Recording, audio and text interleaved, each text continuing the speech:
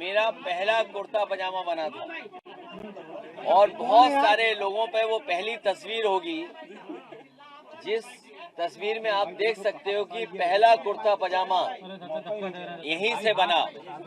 और मुझे लगता है कि जब तक राजनीति में रहेंगे हम लोग यहीं से कुर्ता पजामा सिल करके जाएगा। और मुझे वो दिन याद है, शायद इनके कारीगरों को वो समय याद होगा, शेरवानी सिलवाने की बात चली थी तो कोई 24 घंटे में 48 घंटे में शेरवानी नहीं बनती है। हमारे साथ आदरणीय मौलाना फरंगी महली साहब हैं, खालिद रशीद साहब, तो वो जानते होंगे शेरवानी इतनी जल्दी नहीं सिली जाती है। लेकिन ये यूनिक टेलर, यूनिक काम इन्होंने किया कि 48 घंटे में ही हमारी शेरवानी बनवा के तैयार कर दी। तो पहले दिन से कुर्ता पजामा पहनने का काम यहाँ से हुआ है। और असर ये कि मैं देखता हूँ सिलाई से पता लग जाता है कि समाजवादियों के बहुत सारे नेताओं के कुर्ते पजामे यहीं से बने हुए हैं। अगर आप चेक करोगे तो एक गांधी आश्रम, उसका थान, मोटा वाला कपड़ा, धागा और सिलाई यूनिक टेलर। उनको ये भी लगता है कि अगर यूनिक टेलर से सिलवा लेंगे यहाँ पर तो विधायक सांसद भी बन सकते हैं। हो सकता है ये बात, ये रिसर्च की बात है हमारे पत्रकार साथियों के। बहुत से लोग पत्रकार सिला लेंगे अगर ये कहेंगे आप। नहीं, बहुत से लोगों का। और देखिए, और ये एक शुभ घटना है। शुभ घटना ऐसे है कि जिनसे हमारा बचपन का और उस समय से सिलवाने का हमारा नेताजी का और समाजवादियों का, चाहे कुर्ता पजामा हो, शेरवानी हो, शादी के और कपड़े रहे हों, तय किया था। लगभग 1 महीना हो गया है, उससे पहले 1 महीना। और 1 महीने पहले जब तय किया था कि नवरात्र में इस तारीख को यहाँ पर उद्घाटन होगा, और आज ही हम लोग देख रहे हैं कि समाजवादी पार्टी के नेता आदरणीय आजम खान साहब, उनकी भी रिहाई हो चुकी है। इसके लिए मैं कोर्ट को धन्यवाद देना चाहता हूँ। और यही हम समाजवादियों का भरोसा था कि कोर्ट न्याय करेगा और उन्हें न्याय मिलेगा। हमें उम्मीद है कि आने वाले समय में एक भी झूठा मुकदमा या इस तरह का सरकार जो लगातार भारतीय जनता पार्टी की और वहाँ का विधायक, खासकर जो रामपुर का विधायक, वो भारतीय जनता पार्टी के लोग मिलकर के, और एक ऐसा अधिकारी जिसको एक्सटेंशन पे एक्सटेंशन पे एक्सटेंशन पे एक्सटेंशन पे एक्सटेंशन, कम बोला है मैंने, लगातार मिला है, वो अन्याय नहीं करेंगे। हमारे समाजवादियों के लिए खुशी का समय है कि जहां पर वो आज रिहा हो करके, आज जेल से रिहा हुए हैं वो। सर, ये कुछ चंडू थाने की खबरें चल रही थी कि आजम खान साहब बसपा के नेताओं से संपर्क। देखिए, आदरणीय आजम खान साहब समाजवादी पार्टी और समाजवादी पार्टी के संस्थापक नेताजी और हम लोगों के साथ, और भारतीय जनता पार्टी का मुकाबला करने पर आज से नहीं, न जाने कब से सबसे बड़ी भूमिका उनकी और समाजवादियों की रही है। और आज तो इतना खुशी का ये भी समय है कि जब आज मैं इन लोगों से मिल रहा हूँ, जहाँ एक पुरानी जगह पहुँचे, वहीं पर उन्हें भी आज ही न्याय मिला है। और हमें उम्मीद है कि आने वाले समय में उनके सभी मुकदमे खत्म होंगे। और समाजवादी सरकार बनने पर जिस तरीके से मुख्यमंत्री जी ने अपने मुकदमे वापस लिए हैं, उन्होंने न केवल अपने मुकदमे वापस लिए हैं बल्कि डिप्टी सीएम के भी मुकदमे वापस लिए हैं, तमाम भाजपाई नेताओं के मुकदमे वापस लिए हैं। समाजवादी सरकार बनने पर जितने भी झूठे मुकदमे लगे हैं आदरणीय मोहम्मद आजम खान साहब पर, वो सब वापस लेने का काम सरकार में होगा। खाली आजम खान साहब के या फिर तमाम ऐसे लोग और भी हैं जिन पे नहीं, जो जिन पत्रकार साथियों पे भी झूठे मुकदमे लगे हैं उनको भी छोड़ा जाएगा। भाई आप पे इनकम टैक्स हो, ईडी हो, उसमें भी आपकी मदद होगी। इलाहाबाद हाईकोर्ट का जो ऑर्डर आया है, अब उसमें उत्तर प्रदेश गवर्नमेंट ने कहा है कि पॉलिटिकल रैलीज में भी जातियों का शब्द इस्तेमाल नहीं होगा। किस तरह से फिर आगे रैलियां होंगी? बताओ, सरकार अब जागी है जब स्वजाति लोगों को, वर्चस्ववादी लोगों को और ताकतवर लोगों को हर जगह बैठाया हुआ है। अगर आपका चैनल उन्हें सही चलाना है तो हो सकता है उस चैनल का हेड भी हटा दें। अखबारों के हेड तो हटे ही हटे हैं। तो ये जो 5000 साल पुरानी बातें थीं उनको दूर कैसे करेंगे? बाबा साहब भीमराव अम्बेडकर जी को जाति की वजह से भेदभाव का सामना करना पड़ा। एनिमिलेशन ऑफ कास्ट उनकी जो किताब है, निबंध है, ऐसे वो पढ़ने लायक है कि किस तरीके जाति के आधार पर भेदभाव हुआ है, लोग अपमानित हुए। डॉक्टर राम मनोहर लोहिया जिंदगी भर इस बात को कहते रहे कि जाति तोड़ो, समाज की व्यवस्था बने, और जाति तोड़ने का काम हो।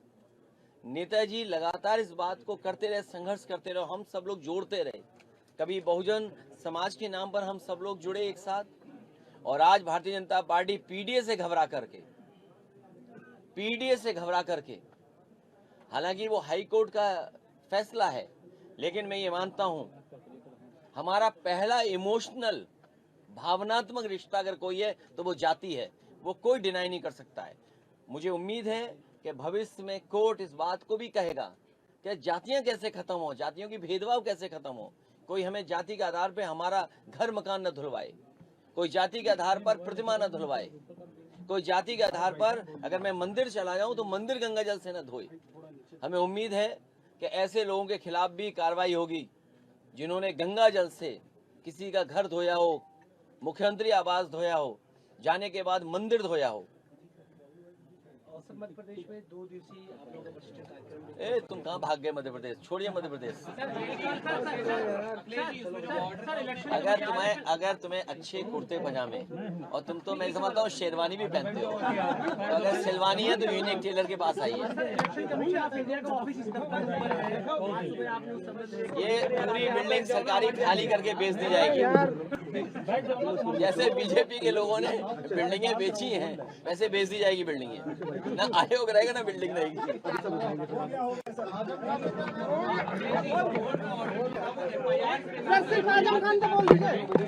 नहीं, मैं आपके आपने सवाल का संशोधन किया।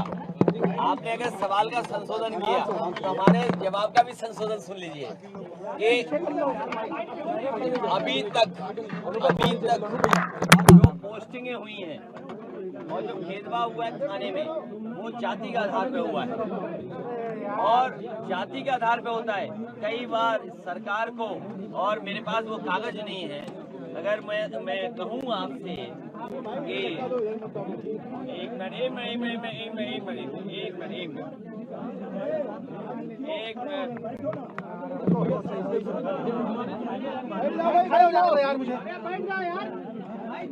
मिनट जो भाई,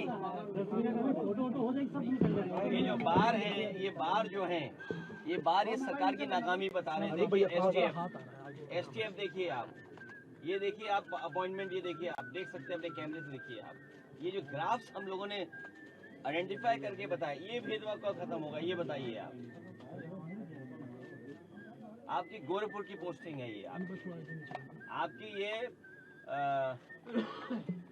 स्वजाति पोस्टिंग देख लीजिए आप, मुख्यालय के ठेके, कई ठेकों का भी ये देख लीजिए आप बार, ये देखिए आप। अब क्यों आप शांति में चले गए? यूपी एसटीएफ पोस्टिंग, ये देखिए आप, भारतीय जनता पार्टी ये पोस्टिंग, ये बार थे आपकी 15 में से 11 स्वजाति भर्ती, ये देखिए आप। अगर ये गलत है तो आप बताइए, अगर गलत हो तो बताइए आप। और सबसे ज्यादा अन्याय तो दलितों के पास हो रहा है। कल को ये करेंगे कि भाई हरिजन एक्ट भी नहीं लिखा जाएगा, क्योंकि कोर्ट ने कहा जाति आधार पर। भाई जाति के आधार पर ही तो हरिजन एक्ट लिखा जाता है। भेदभाव जो है, जो अन्याय है, उसी की वजह से तो है। तो हमें उम्मीद है कि खुशहाली आएगी और जब बीजेपी हटेगी, न्याय मिलेगा जब बीजेपी हटेगी। एक्सरा टेक्नीशियन की भर्ती में घोटाला बहुत बड़ा एक हुआ। बहुत हुए घोटाले, ये सरकारी घोटाला है पूरी।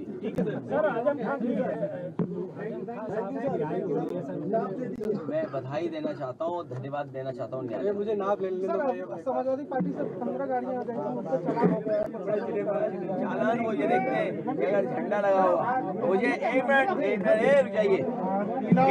भेदभाव का ये आलम है, भेदभाव का यहाँ तक आलम है कि अगर समाजवादी पार्टी के झंडे लगी हुई गाड़ी पार्किंग में भी खड़ी है तो भी उसमें चालान कर देते हैं।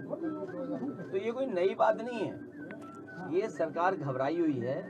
इस बार समाजवादी पार्टी तो हरा ही नहीं बीजेपी को, लेकिन जनता बीजेपी के खिलाफ है। मुझे उम्मीद है आप लोग भी कपड़ा सिलवाने यहीं आओगे और कुछ लोगों का फ्री सिलना भाई है।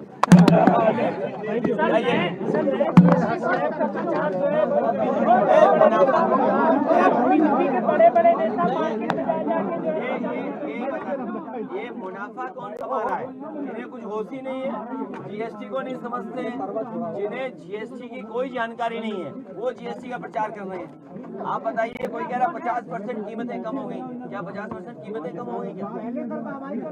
नहीं, ये सवाल ये नहीं है।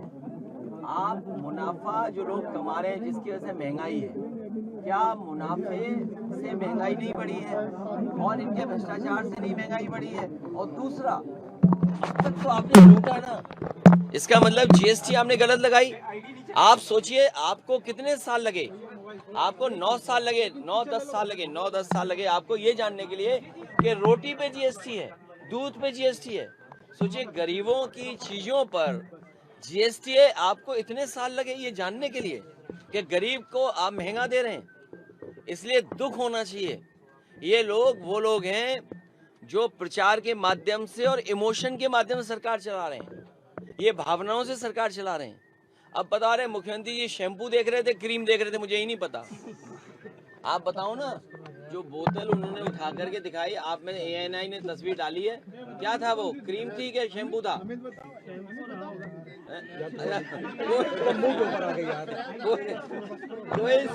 कोई साथी ये बता रहा है, कोई साथी इनमें से ही बता रहा है, क्योंकि शैम्पू सस्ता हो गया इसलिए मुख्यमंत्री जी शैम्पू ले रहे हैं। अच्छा, उन्हें शैम्पू क्या जरूरत है बताओ? हैं?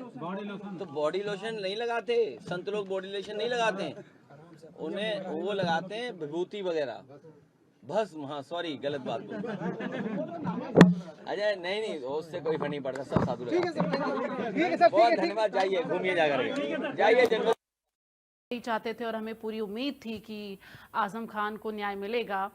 फिलहाल आजम खान के जेल से बाहर आने के बाद अखिलेश यादव ने अपने प्रेस कॉन्फ्रेंस में उनका जिक्र किया है।